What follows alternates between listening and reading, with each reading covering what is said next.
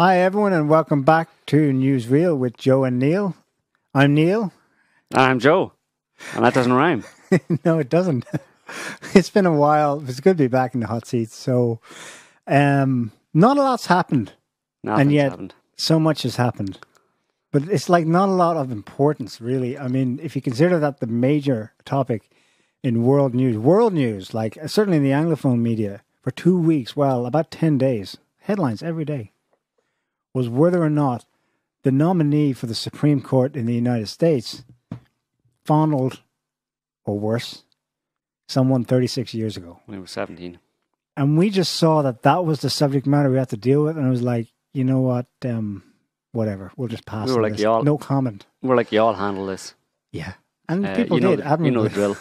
Yeah, people did what they have been doing, which is scream and shout and take sides. For their side, right. And think in black and white terms, and get worked up about something that really is not really that important at this point, But my conclusion after seeing this go on for X number of years now is that people actually enjoy it.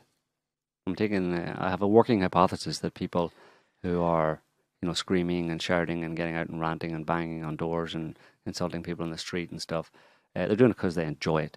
So that affords me a bit more kind of space from it, if you know what I mean. I don't become too identified with it or worked up about it because these people aren't serious.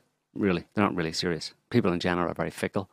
They don't really care. They'll come on strong on something, but if something happens to change their mind or something else influences them, and they can end up switching their position completely. Like, so people, fundamentally, people are very fickle.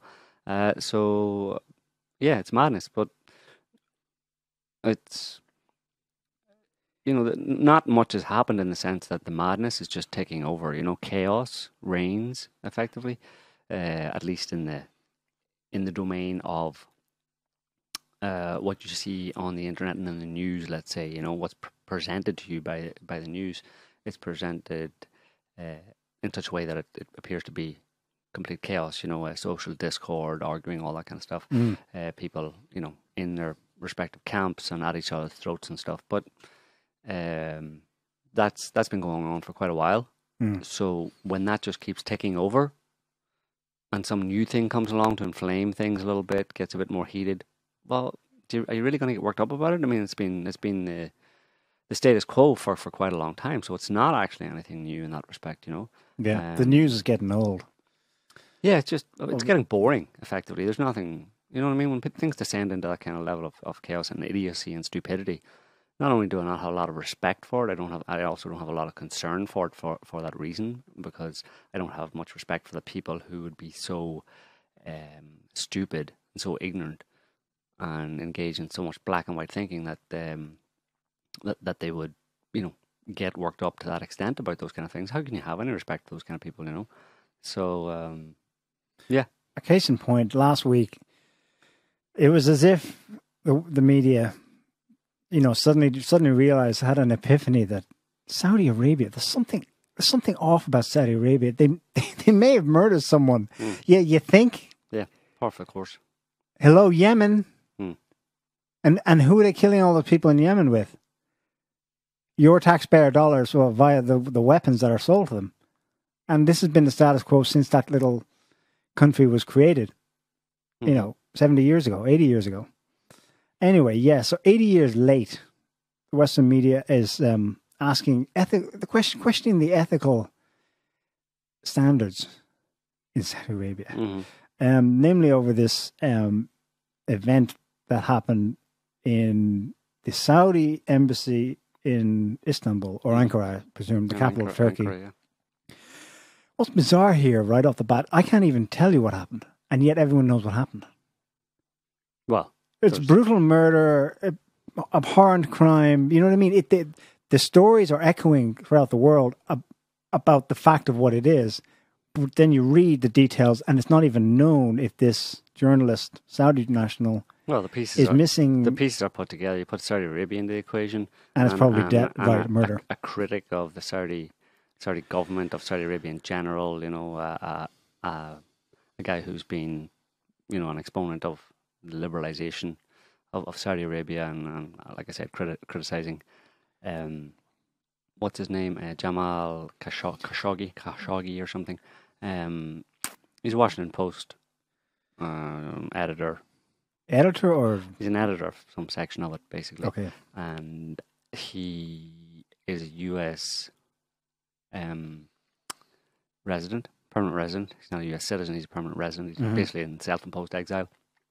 Since when? In the U.S. Since last year. It's recent then. Yeah, about a year ago or more. Kind of happened around the time of that crackdown. The MBS, Mohammed bin Salman, the new boy king of Saudi Arabia, his crackdown on all of his peers in order to consolidate power, which was actually, big upped by Trump at the time, because if you remember, Trump's first state visit was to Saudi Arabia in May 2017, and then it was later that year, 4 or 5 months later, that this kind of crackdown happened where all of these poor Saudi royals, basically, and there's thousands of them, literally, It's such a joke, that country, it's basically run by a bunch of pseudo-royals. It's tribal. It's a tribe. Yeah, they're a big tribe of quote-unquote royals, and they run the country. And obviously he didn't like the fact that this power was spread too widely amongst these thousands of cousins and second cousins and third cousins and uncles and aunts and all that kind of stuff. So he took the worst ones, or the ones that he saw as the worst ones, the worst offenders, and he threw them all into horrible prisons like the Hilton and the Ritz-Carlton. Well, the stories that come out of it were horrific. There's some people who were being tortured and killed, like hung up by their feet and stuff. Probably. Yeah, but that's Saudi Arabia, like. What do you want, But who does that to their cousin? People in Saudi Arabia. Right, okay. The Saudis, I mean, that's... But then, there's plenty of people in Western countries wouldn't have any problem doing that to their cousin either if they crossed them, because they're a bunch Something that struck me about that a year ago was that I think the Western establishments in plural sense, because of course there's different factions in, Europe, US and so on, they weren't quite sure where they stood on that. I mean, the purge, you mean? Yeah, because it was like, not just because they had ethical qualms with it. I'm sure they quite enjoy vicariously every time Saudi Arabia does something evil. I think because they weren't sure where it was going. It's a coup, and it's like, what does that mean for us? What does that mean for the petrodollar? Well, yeah. So they weren't sure. Trump was very... It seemed like in the meantime, it's continuation. Everything is normal. Yeah, well, Trump claimed it as his influence, because when he was there in May that year, he claimed that afterwards, we're seeing some, and ostensibly it was about Qatar. Well, Trump claimed that the Saudi embargo in Qatar at the time, that came just after Trump visited Saudi Arabia, that was Trump's influence, because he was saying Qatar was funding terrorism, terrorism beyond its borders. Of course, Saudi Arabia is the one that funds the most terrorism beyond its borders, always has. But again, Saudi Arabia is a long-term ally, a very strategic ally of the US. It's a linchpin, basically, for the US in the Middle East, not least because of its position as one of the world's top oil producers and exporters, and its petrodollar deal with the US. And it's basically, they're joined at the hip, basically, the US and Saudi Arabia, and have been for a very long time. So you can't say a bad word about Saudi Arabia, and it's very few people say a bad word about Saudi Arabia in the Western media for that specific reason, for that particular reason, and also because Saudi Arabia has a lot of money. It just comes down to money, corruption, and the amount of money that can be made. Of course, Saudi Arabia has given billions of dollars to various lobby groups, various interested parties in US politics, to Hillary Clinton and to all the rest of them over the years. So they're best friends, because Saudi Arabia is flush with cash and throws money America's way, and also buys large quantities of American weapons. So you're not going to say anything bad about that country, and in fact, this is what has been revealed, and Trump revealed it kind of for the first time in a certain explicitly, or in explicit terms. He said the other day, speaking of this guy Khashoggi, who's disappeared and probably killed by the Saudis, that he's not going to, because there's a weapons deal, supposedly on paper, and agreed, let's say, a memorandum of understanding about buying $110 billion worth of US weapons by Saudi Arabia. And he said he's not going to cancel that deal because, money talks and there's jobs at stake type thing. And he said one other thing, because I know that Saudi Arabia can go to at least 5, certainly 2, i.e. Russia and China. Two big ones. Other suppliers. Right. So it's strategic. It's so to hell with your morals and that kind of stuff. Of course, we're from his perspective, we're not going to, we're not going to shoot ourselves in the foot by passing sanctions that would, on Saudi Arabia that would hurt us, but we'll pass other sanctions, let's say. But, nothing's going to really happen. I don't think anything really is going to happen. And, of course, this is all in the context of it not being officially known what actually happened. And there's a question over what actually happened, because it's very easy to say, yeah, Mohammed bin Sultan or Salman had this guy killed in the Turkish embassy. I mean, there's video evidence of him going into the embassy. Insanely in your face, even for but what the Sauds, especially abroad. I mean, they know how to dress up and not not do it so explicitly. That's not look like head choppers. That's why I think if you want to get a bit conspiratorial about it, and there's always good reason to think that there's more than meets the eye to the story, is that of course there are more people in Saudi Arabia with clout and influence and power than the beardy bear man Mohammed bin Salman. So it's possible that there's some other faction within Saudi Arabia who obviously would have access, being high-level members of the Saudi Arabian tribe or family or government, whatever you want to call it, would have access to the Saudi embassy, would be able to get in there no problem because they have credentials, and to carry this out for, a double. I mean, there's two agendas being felt. One is obviously they do want to get rid of this guy. They don't like this guy, Khashoggi, Jamal Khashoggi, because he's critical of Saudi Arabia. But it does seem strange to me that Mohammed bin Salman, or the official face of the Saudi government, would have sanctioned this in such a flagrant and brutal way, knowing that you would get the response that they're getting, which is, this is a bridge too far. You've crossed the line here, basically, and all these countries talking about sanctions and criticizing. Whether they actually do anything or not, it's still, you don't want that kind of negative press, because the Saudis are sensitive to that, and they've looked to the US and other Western countries, the UK and France and stuff, over the decades to kind of try and soften their image, to try and lobby for them to make it sound like they're liberalizing and they're modernizing. Of course, Mohammed bin And you know who led that? This guy Khashoggi was their PR chief for handling foreign media all these decades. Right. That was his job. Right. Now he's got the cushy job in Washington Post, but that's what his job was in Saudi Arabia. Right. So, they've tried to soften the image of Saudi Arabia to the world public, and the Saudis are sensitive to that. So it seems that, and of course this guy Mohammed bin Salman, is the new leader, has been talking, has been liberalised the laws against women driving and women's rights and all that kind of stuff. He's supposedly a liberalizer, and hanging out with Sergey Brin. There's some evidence that he's done it, right? Yeah, exactly. So it seems strange that he would have sanctioned this himself. It doesn't make sense, basically. It's an own goal. So it suggests to me that someone else, someone who wasn't happy about what he did last year by purging all these royals that basically were getting a bit too big for their britches, some of them and a team that they put together who would have access, given their credentials, have access to the Saudi embassy in Turkey, could have gone in and done this in such a way that it looks really bad. It looks like someone went in, kidnapped, tortured, killed him, and let the blame fall on MBS. So there's infighting, I think, is a reasonable conclusion to draw from this, and that it's not, and that's why people are holding back on saying, yes, this was the Saudis.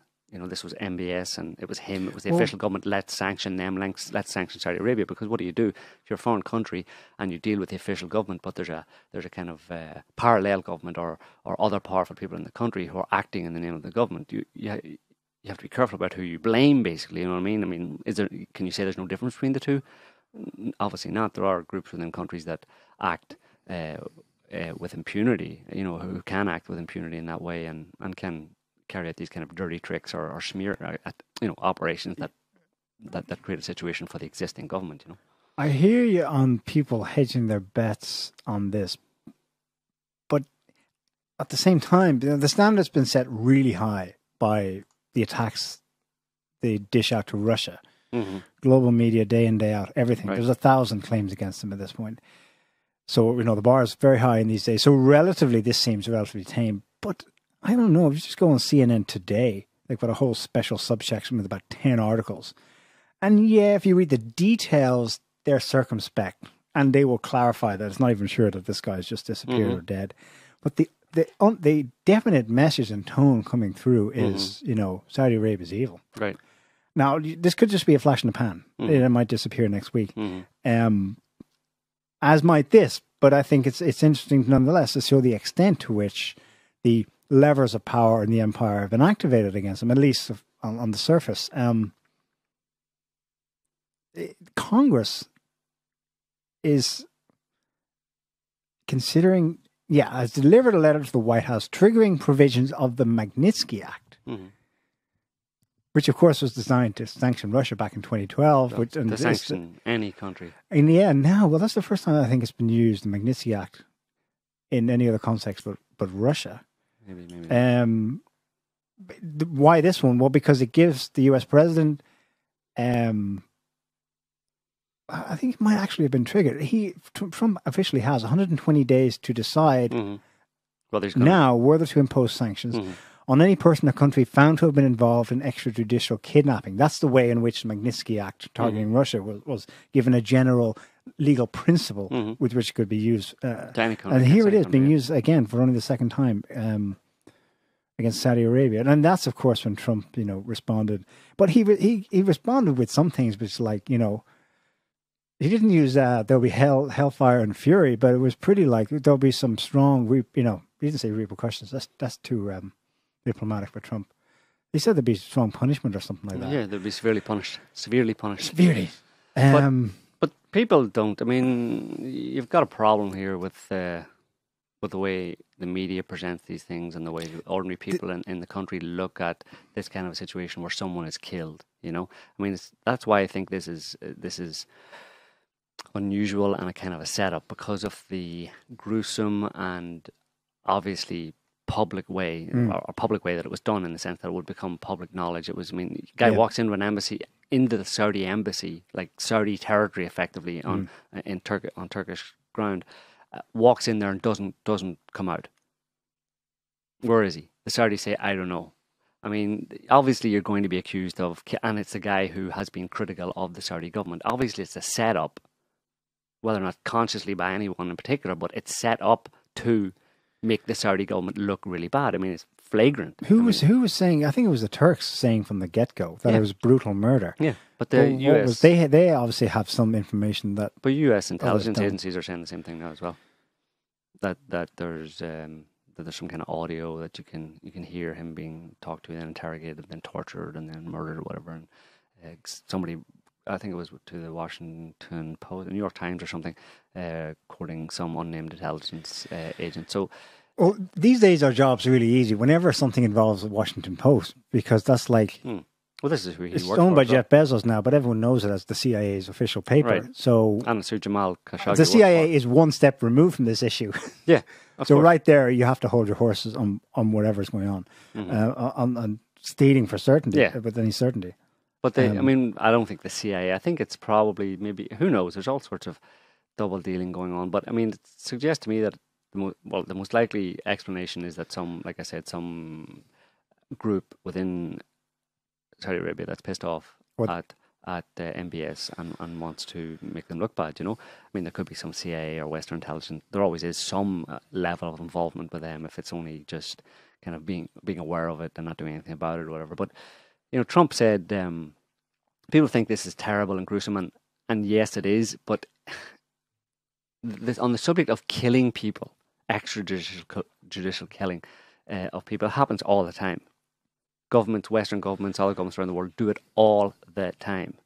Trump said as much, I think, a few months ago when he was asked by some reporter about Putin, saying, but, after he had met Putin, I think it was, and he said, what did you ask him about, the murders that he's responsible for? I mean, he's a killer, right? I mean, surely, do you want to be associated with someone, with that kind of person? And Trump said, well, we've killed people as well. Nobody's got clean hands. But that's Bill the way it Riley. works. What? Trump with Bill Riley when he was campaigning. But Putin's a killer. That was supposed to be like stopping Trump dead in his tracks. And Trump said, well, we're not exactly, angels ourselves or something like that. Something along, but I think, I'm not sure, maybe it was that. I'm not sure if it happened before, but basically Trump has said that. And that's the important point, is that these kind of extrajudicial killings by intel agencies or whatever branch of government are par for the course. They happen all the time, yet people are encouraged to get up in arms about it. But the thing is, those kind of killings happen in quiet ways that doesn't generally reach the media, doesn't reach a wide media audience. There's no, it's not done in a flagrant way.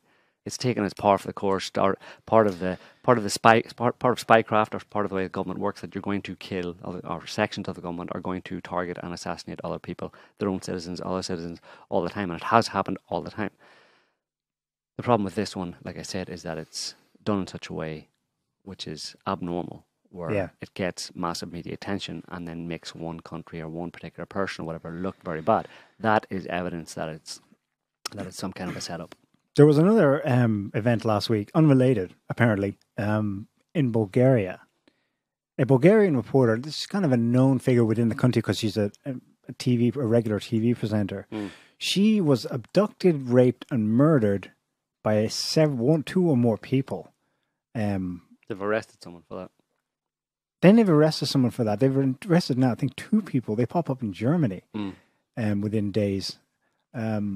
I offer that as a kind of counterexample because, it got reported, but she didn't get anything like the kind of coverage this is getting. There's going to be no sanctions against Bulgaria and the EU for whatever the heck went on here. The thing that was said about her immediately in the initial reports was that she's been particularly critical of EU dealings with Bulgaria. I'm not sure. That might be an issue because in Bulgaria, there's a similar kind of pro-anti-Russia issue as with other countries in Eastern Europe.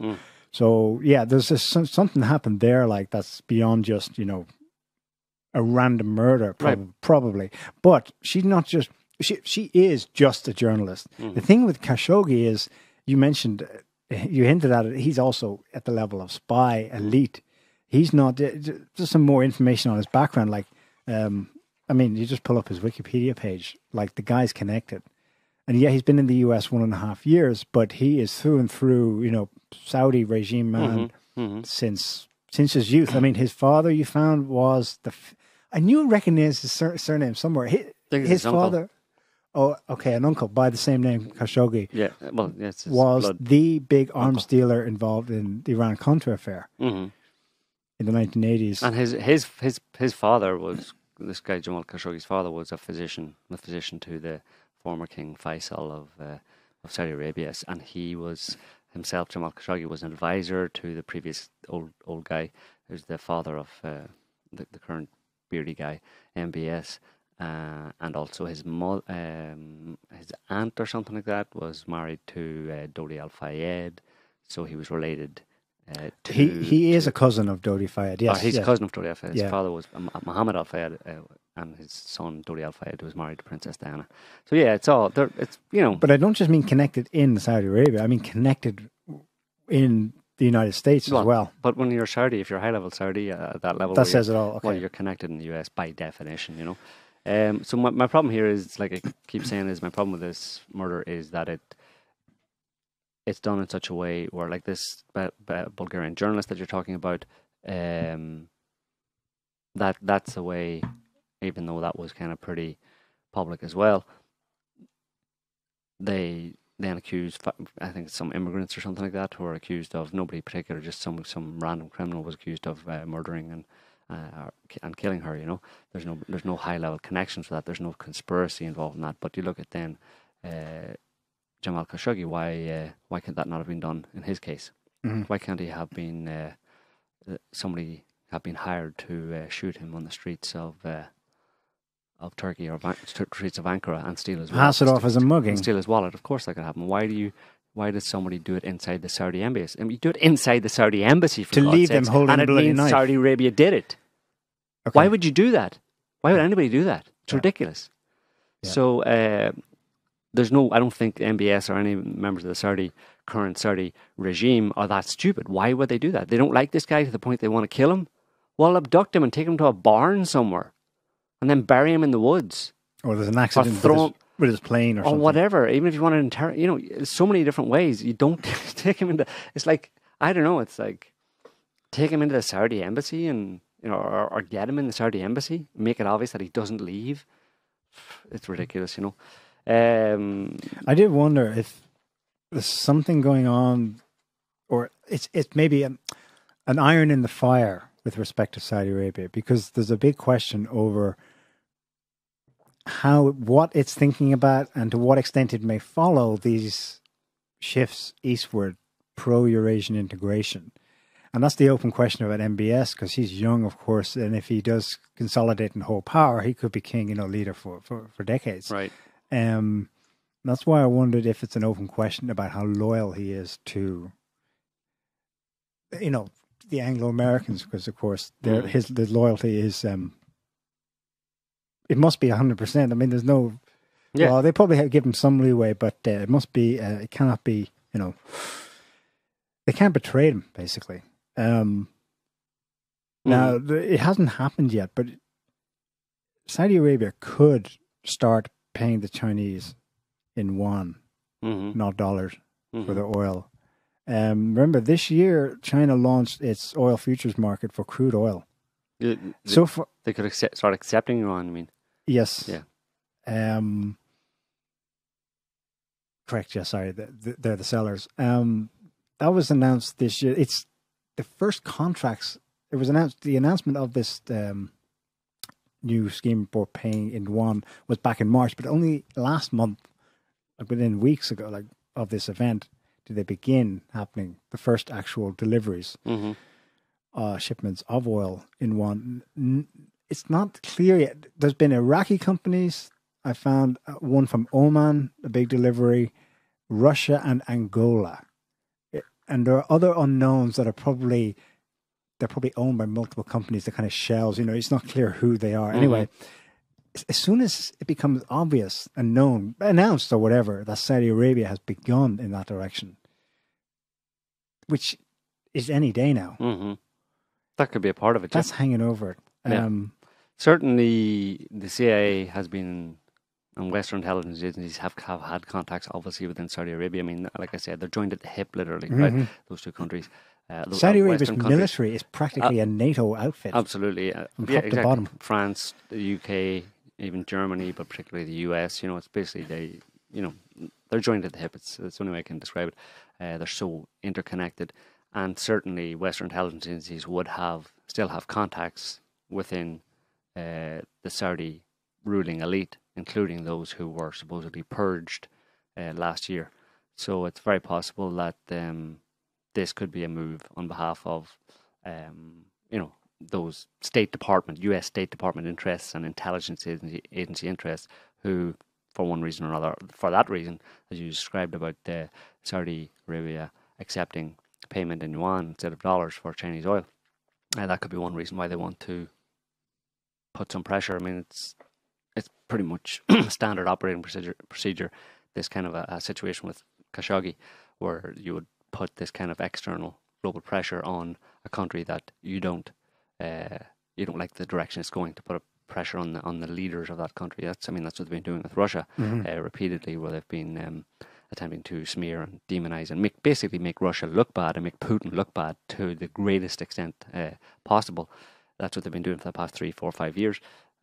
So this kind of fits with that scenario, with that type of maneuver. I have one other piece of geopolitical context also in the last few weeks. 2 weeks ago, Haaretz in Israel was the first to break the story, I think, because they claimed it was 3 of their sources in the US intelligence community, that Russia and Saudi Arabia had struck a private, which just means it was a bilateral deal between Russia and Saudi Arabia in September to raise oil output. Now, that's not a big deal, really, because it's exactly what Trump said in his UN speech earlier in September. Oil prices too high. They got to go down. OPEC got to go down. Well, what's interesting about this is that Russia and Saudi Arabia didn't bother with OPEC, and they're dealing directly. And they've apparently agreed to both increase their output for the next 3 months. So there's some deal going on that's going to last till the end of the year. It's to maintain prices roughly at $85 a barrel. The thing that Harris picked up on that you can see that maybe this is the point of contention. It's not so much that they're helping to keep oil prices down, because everyone's trying to do that. Certainly, it's in the West's interest that it not go too high because Russia, right? Right. But as Harris pointed out, They have to be at a certain. The deal underlines how Russia and Saudi Arabia are increasingly deciding oil output policies bilaterally. Mm-hmm. It's the fact of cooperation, not the specific issue about any given thing. Whether it's weapons sales or oil prices, it's not any one thing. It's just the act and the trend and the tendency. Yeah, we don't like those two people getting on well. Well, when your bestest friend starts hanging out with another friend, type thing, you know. Yeah. You get a bit jealous. You get a bit worried. So yeah, that's just the kind of nonsense that goes on. The wrangling and the infighting and the, like in the oil business, it's pretty interesting because the US needs oil to be kept at a certain. It needs oil to be high enough because the US has invested heavily in fracking, fracked oil and LNG, liquefied natural gas and stuff, is quite expensive. So they need the price for a barrel of oil and for gas to be relatively high, but like you said, not too high, so that Russia, for example, in particular Russia, makes crap loads of money from high oil prices, So it's a delicate balance, and it's not very clear that it's easy to achieve your goals in that respect. But they keep trying regardless, And oil still makes the world go round. $14 trillion in trade annually. That's something like China's GDP, just oil. So, yeah, watch this space. It lubricates. We want to move on now to Trump anxiety disorder. Have you been feeling any lately, Joe? No. I haven't been anxious about Trump at all, really. You might want to get a checkup. Maybe I should get a checkup and get some. Everyone should now and then. Take something from that. Well, Orange Man is racist, Ah, yeah, everyone knows that, And Orange Man is generally bad. Oh, of course.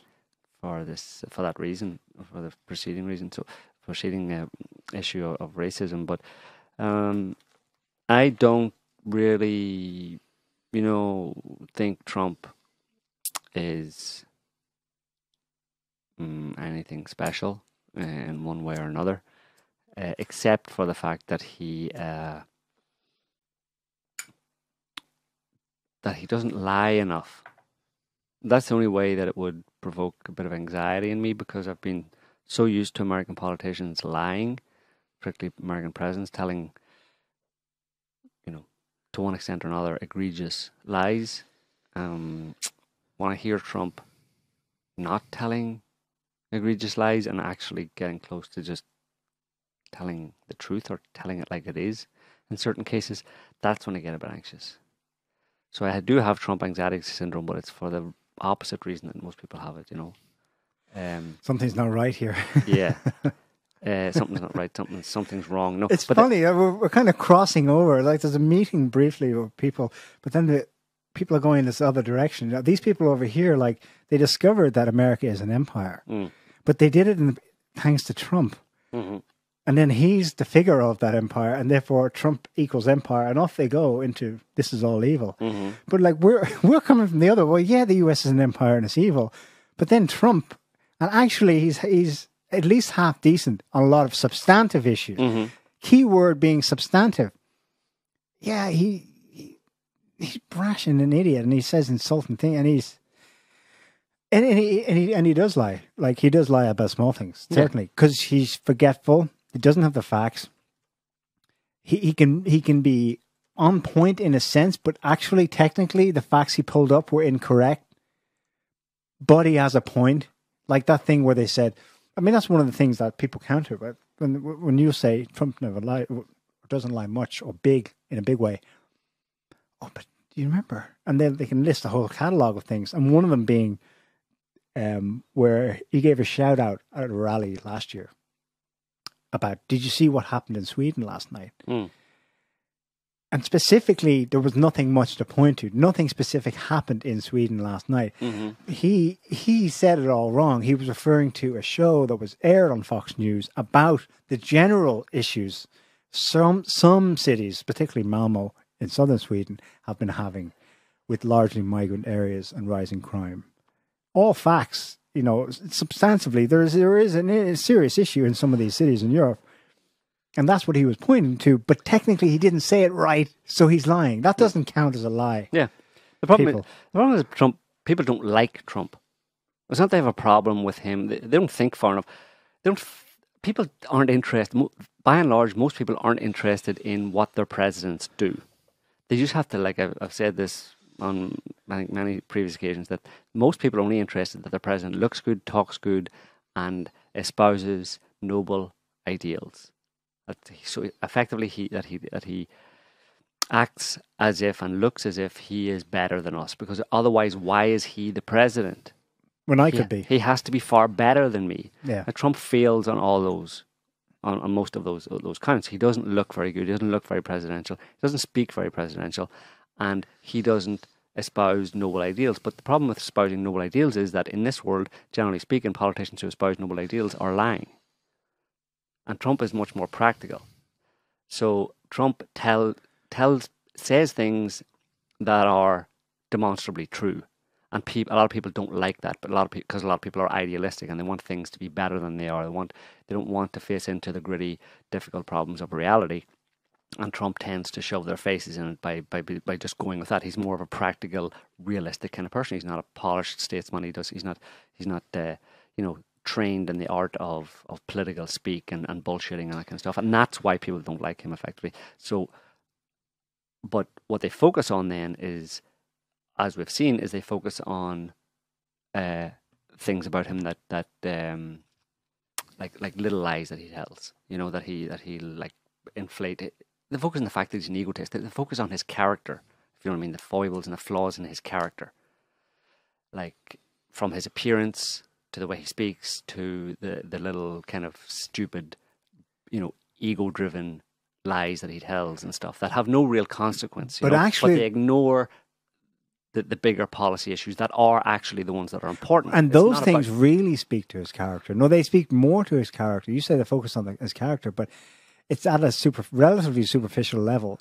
Right. Truly, a person's character is... Well, a superficial character, yeah. I mean, obviously, we're talking about people who don't go into depth in anything. Yeah. Be it how politics really works, how the world really works, what reality is really like, the problems of the real, nuts and bolts issues and almost insoluble problems of reality. People don't look into any of those, and they don't look into other people. They're all about superficiality. People are generally superficial and very fickle. So obviously they're going to focus on Trump, on his superficial foibles. That's why they call him, he's a big orange Cheeto type thing. Look at the state of his face. Their argument will boil down to posting a picture of Trump, a close-up picture of his face where he looks kind of particularly, harsh, and they'll say, "See, that's my point." And I'm like, "That's your point? What, that he's ugly? That's your point? He's the president of America, and he's, tasked with, I don't think he's particularly ugly. But because people find him ugly because they don't like him because what he does, because he's not a polished politician, because he's breaking that unspoken contract between the people and their leaders, is that at this point in history, particularly in Western countries, is that their leaders are meant to lie to them. They're meant to look good. They're meant to perform the functions. They're meant to say everything's great. They're meant to say all the nice things. And then ultimately, for most people, to hell with the rest of it. As long as we have this image of a kind of savior or Jesus or a great leader that we can look up to. So people in America aren't that far removed from people in North Korea in that respect. How do you mean? The way they idolize their leaders. Yeah. The cult. They want a cult. The cult of personality. They want a personality cult, and Trump doesn't fit the profile, obviously, because people want, like I said, a personality as their leader that appears to be, because they don't have a personal relationship with them, obviously. They only know what they see in pictures and how it's presented to them. So they want someone who appears to be always the father of the nation, the perfect person. And Trump fails. And that is a super betrayal, like a big betrayal for all of these people who are very superficial people who just, live life from kind of on a superficial level, without going too too much into any details, and don't think either. Don't engage in any kind of nuanced, difficult thinking, because it's difficult, you know. So they're lazy people, basically, you know. You argued in your latest article that the logical conclusion of this is that people are screaming at the sky, in fact, because Trump is not a liar. Right. Which puts it right back on them, actually. Well, yeah, but tell me a comfortable lie, and if you don't, I'm going to really hate you for it. If you start facing me into the difficult problems of life, rather than, you know, telling me comfortable lies or you know, comforting me in some way and telling me everything will be all right, then I'm not going to like you for it. You know, that's not your job. From the point of view of these people, that's not the job of the president. It's the opposite of the job of the president. The job of the president is to, I mean, that's why they loved Obama so much, you know. Smooth talking, dancing, noble ideals, all that kind of stuff, while he was, you know, doing all the evil things that American and Western presidents generally do, which, you know, they're a bunch of corrupt plutocrats, you know. And people have accepted that. I mean, people accept that they can't do anything about that, you know. They can't change the fact that their leaders are corrupt. They've accepted that, I think, long ago. So the very least that they expect is that you cover it up and say nice things and you look good and you make me feel comfortable. Mm-hmm. And Trump doesn't make anybody feel comfortable, because he starts talking to people about immigration and about the fact that, you know, we can't have open borders, you know, because one of the noble ideals is that we're all one big happy family and you can let everybody in, and immigrants, just open borders, immigrants can come in to any country in the world and the country will be much, much better as a result. The economy will boom as a result. It'll all be wonderful because we're all one big happy family, you know. So it's not an evil, these superficial people aren't evil, but they're just hopelessly naive. And Trump doesn't pander to their hopeless naivety. He basically talks Turkey, you know, talks in more realistic terms, and arguably conservatives or conservative-minded people are more practical, realistic people who are more in touch with, you know, the nitty-gritty of life and the difficult aspects of life. And they're also much more tolerant people, despite the way they're presented. They're far more tolerant today, certainly, than people on the left, you know. If you talk to conservatives, you'll realise that because they understand they have a better understanding how life can be difficult and how you do have to get on and with other people and stuff. But they have their own values, whereas lefties are just way too idealistic and unrealistic and impractical, and they propose ideas and demand that certain policies or certain ideas be implemented that are totally impracticable, that they cannot realistically be implemented without causing problems. In general, as a general rule, yeah. I like some lefty ideas. Huh? I like some lefty ideas. Like what? Revolution. No.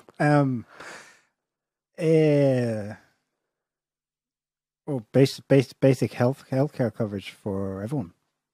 Mm. And you can call it socialized medicine all you want, but listen, the biggest welfare queens in the United States remain Raytheon, Lockheed Martin, Boeing, etc., etc. So yeah, let's if you want to talk about redistribution, well, let's look at where it's really being redistributed. So, yeah. But again, that's kind of idealistic. Also, come back to the American people back me up.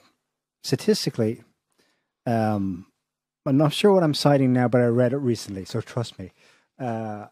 Statistically, and it's part of a set of questions. Maybe it's asked by Pew Research on a regular basis, and it goes back decades. And there's an average figure.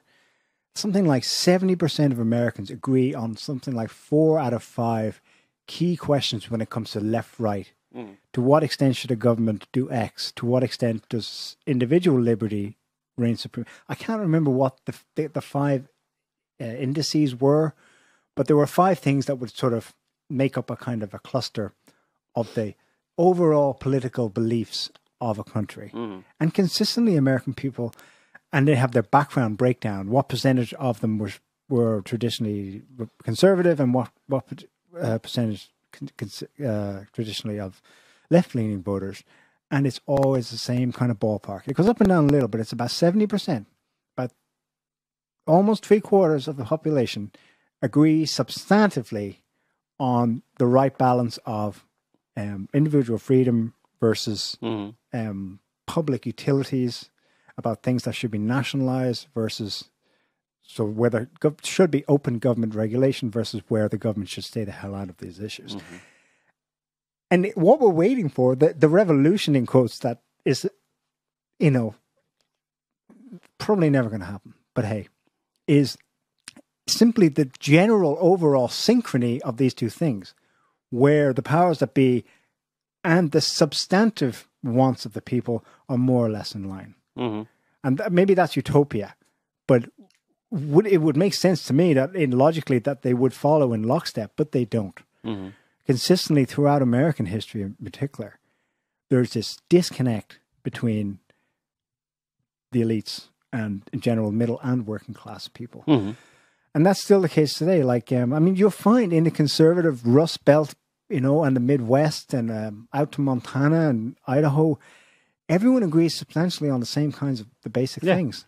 There isn't really much difference between them and East Coast or West Coast voters. Right. Now, there are things that have come to the fore, like attitudes, screaming at the sky, kind of. No, that's been hystericized into people, basically, and it's only a small percentage of the population who are in those videos who are screaming at the sky and shouting "Never Trump" and "Not my president" and stuff. It's only a small percentage of the population who would actually get out in the streets and make a spectacle of themselves in that way. That feel so, not that they feel strongly about it, but that they're just crazy enough to do that. Like I said at the beginning of the show, I think they enjoy it. They enjoy getting out and screaming and stuff. It's kind of catharsis for a lot of them. But you were trying to get a read this week on the numbers. What kind of percentages are these never Trumpers, or just don't like him because that's what the media is saying? Majority, minority. What was your feel on it? I think it has to be split up into the amount of people who would be vocal about, who would feel like they would, that they're that way inclined, or they're of a certain character where they would get out and take a stand, and shout at people in the street or whatever. And I'd say there's a lot of people have been swayed towards anti-Trump, an anti-Trump stance, and swallowing this kind of like the oversimplified view of Trump and what he does, and the fact that calling him a racist and a fascist, which are all demonstrably untrue. He's not a racist and he's not a fascist. I mean, the fascist, like we've said before today, is just a word that means someone that you don't like. It has no meaning anymore, the way it's used, particularly in America.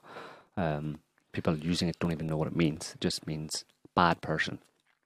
So, but I think a lot of people have swallowed the propaganda about the anti-Trump propaganda, where it's he's anti-immigrant and he's racist and all that kind of stuff, when it's just simply not true. I mean, if you look at what Trump can actually be accused of, he obviously can be accused of saying that he wants to tighten up America's borders and restrict immigration. But every single president previously has done the same thing. Of course, there's been differences in the way they've applied it, and some have had an agenda of letting in more immigrants. But all of them, including Obama, had policies to restrict illegal immigration. So every country in the world restricts illegal immigration. And record numbers were kicked out by Obama. Yeah. So none of it's true on Trump. So it's just Trump is accused of these things, and then there's no evidence that that's the case. I mean, he's accused of being a racist, And if you look at, you try to find some evidence that he's a racist, There's an article in the USA Today from earlier, just August this year. 10 times President Trump comments have been called racist. Note that it's not that he made racist remarks, it's that his comments have been called racist. And it's from stuff like LeBron James. He called LeBron James, who criticized him. Basically, all of the incidences that they cite, all 10 instances, are where Trump was attacked or called names by these people. LeBron James, he's a former basketball player, I think, isn't he? Current big star. Maxine Waters. She's nuts. Well, she calls him names, and he calls her. He questions her intelligence. He said something like, he said she's an extraordinarily low IQ person. Which she is. But that was racist. That was racist. You can't say that because she's black. But right. But that's obviously not racist. If somebody, and LeBron James, he said it's easy to get. He said that when LeBron James was interviewed by someone where he was criticizing Trump, he said the guy made LeBron look smart, which isn't easy to do. So he was calling LeBron James a dumbass. So it's like he said he was a dumbass. That's racist. Then MS-13 animals, basically the Mexican gangs, he calls them animals. Okay. But I mean, anybody would I call. bet you would poll a majority of Mexican Americans who would agree with that. Right. The Mexican kind of death squads, almost, gangs involved in serious criminality calls them animals. That's racist. Do you know how serious the problem is now? It's insane. The MS-13 gangs are operating in like the Hamptons in upper New York State, in the posh areas. I mean, that's gone beyond this is a problem just in the suburbs. And Trump's trying to draw attention to it. And these people are still saying, no, you can't say bad things. The guys are up threatening homes, robbing homes in the poshest of the elite places. And the elites respond to it by building bunkers and stuff. Right, panic rooms. You might have a problem nationwide. You might want to like get behind Trump and that. But no, they use that to beat Trump with. Exactly. So it's pretty pathetic, if you look at any of these. There's no evidence for any of the real allegations against him that he's anything like people are saying he is. He's just not a Washington establishment kind of type. He's not a polished politician, so he's open then to these kind of criticisms. But there's no evidence that he's, in fact, arguably he's. If you go back to Clinton or even Carter, let's say, he's probably the best president America could have or has had in those times, at least in terms of. Let's say, he's got a republic. He's got a more hardcore Republican agenda. He's brought in the isolationism where he's putting America first, which means he's disengaging America to the best of his ability from the rest of the world. But he's hamstrung by that because the CIA runs American foreign policy and they do whatever they want, and he doesn't really have much control over foreign policy. But in terms of domestic policy, he tries to put America first, which is focus on jobs, like true to his campaign promises and stuff. And so. Yeah, I don't see any. There's no good reason for any of this screaming at the sky and never Trump, except to the extent that people have been jacked up to do it, largely by the media. And of course, we know that there's another geopolitical context to this, where the media and the so-called deep state and the Washington establishment don't like Trump because of his isolationist policies. If Trump has this agenda of kind of resigning America from their role. As world policeman, then they're not the ones who want an expansionist America, who want an imperialistic America, are not going to be, and that's the CIA. That's their bread and butter. That's what they were founded on. They're not going to be happy. So intel agencies aren't happy with him. So and that's how you get then Russia collusion and hacking our elections with Russia and all the demonization of Russia along with Trump. Keep in mind that Trump's idea remains an idea. I.e. retracting and being less expansionist, because just this week they've already started clearing the forest in Poland to build a new air force base. I know, yeah. But like I said, he doesn't have much chance to do much in that respect. No. But he can do it, and he can hold the idea. He can not fall for the idea. Well, not just the idea, but the way he can do it is economically, and obviously economically is the way that you do that first and foremost. At least in terms of his, he doesn't necessarily have to. He won't be able to withdraw troops and kind of.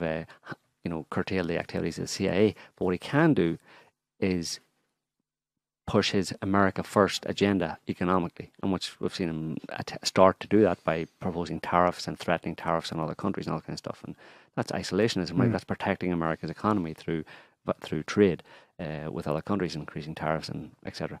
So, I don't know. A lot of people, I think, there is a problem in the US right now where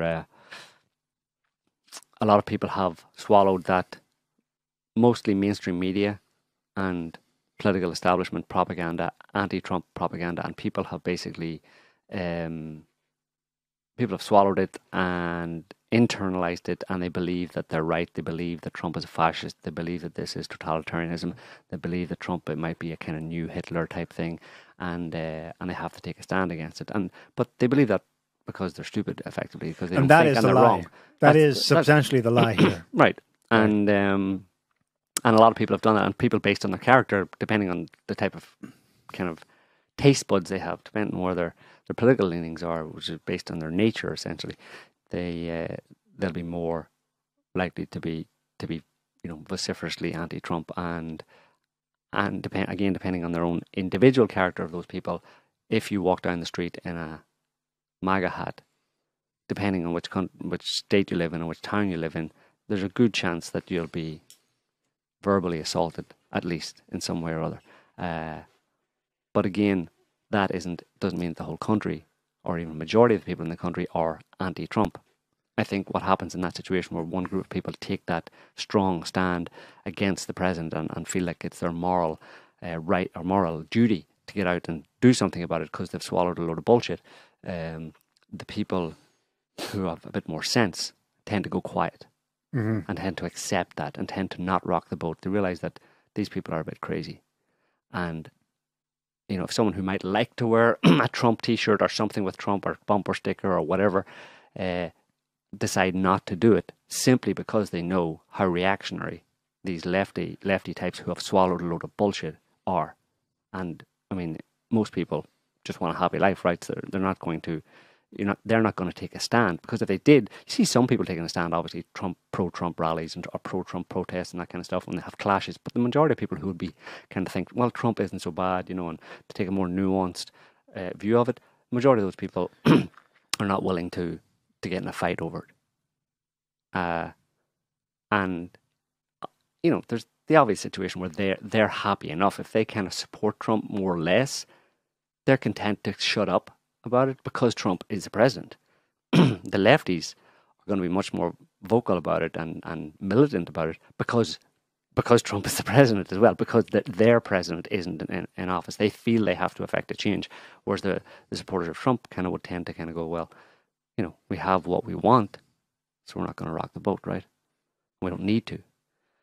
But it could easily switch around, you know. If Trump was impeached or something like that, then you would have the right wingers would become militant, and they would start, you know, getting out in the street and, you know, I don't know, beating lefty heads, you know, in the same way lefties try to beat right wingers' heads these days, you know. Would you go out in public wearing a MAGA hat? Only for shits and giggles, like. Scotty, we need to get Joe a MAGA hat. Okay. All right. But speaking of racism, black celebrities and MAGA hats, what did you think of Kanye West in the Oval Office? I think that was hilarious, really, you know. I mean, I think it was... Did you hear the whole... I did, yeah. Okay. It was a load of nonsense, like, really. I mean, not very much substance, but then what do you expect? I think he admitted during that he has an IQ of 98. I don't know why he threw that in there, but he's a bit nutty, but he'd have to be the Mariah Kardashian. I think he's diagnosed bipolar. Right. So...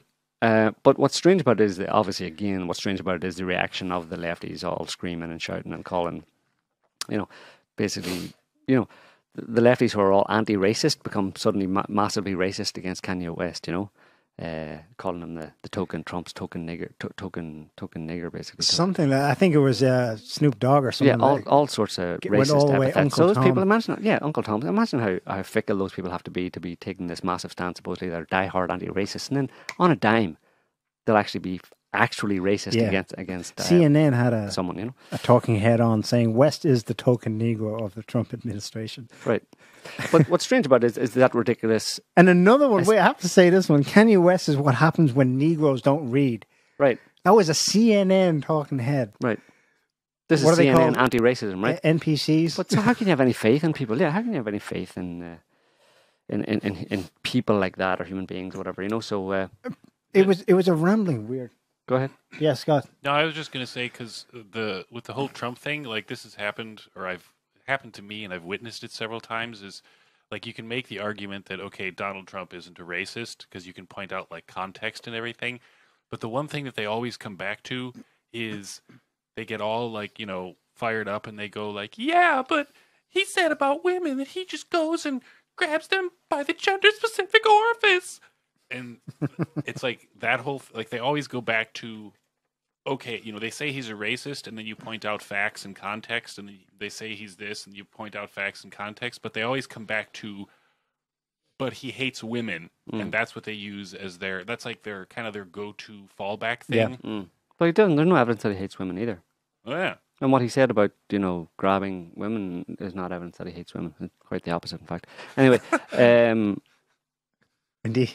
No, but so Kanye West, it was a ridiculous historical reaction, expected historical reaction from the left. They'll use anything against him, obviously. So, but what's strange is that, you know, loads of presidents have celebrities that come to the White House to advocate for some cause or other that's close to the celebrity's heart.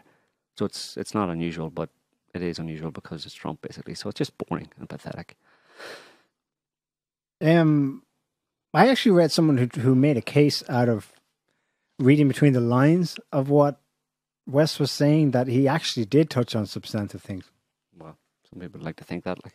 But he made the connection between high rates of incarceration in the United States and the lack of jobs and mental health issues he talked about, and something else, something to do with copyright law. That's probably more in line with his work in the music industry. Yeah, it was fair enough. It was stuff, but like I said, it's stuff that people have come to the White House and advocated for decades. You know, every time there's every administration. You know, Bill Clinton, Bush. You know, all of them have received at various times celebrities who want to advocate for something. But how often does CNN or any other mainstream media make headlines that run for 3 days? Well, because of Trump, that's why. Because of Trump. But in this case, it's a guy talking about, prisoners being used for slave labor. Yeah. By the way, that's what he was trying to get at with his weird comment about abolishing the 13th Amendment. Mm. The 13th Amendment, he's technically right, but this was completely lost in all the, making fun of it. The 13th Amendment technically only abolished slavery in the cases where no crime had been committed. In other words, the 13th Amendment specifically facilitated the structure we have today, where some 2 million black prisoners in the United States are used for slave labor. When there's wildfires, they're the first ones thrown out there in the front line. When there's oil spills, they're out there cleaning it up for pittance. It's not technically a fee.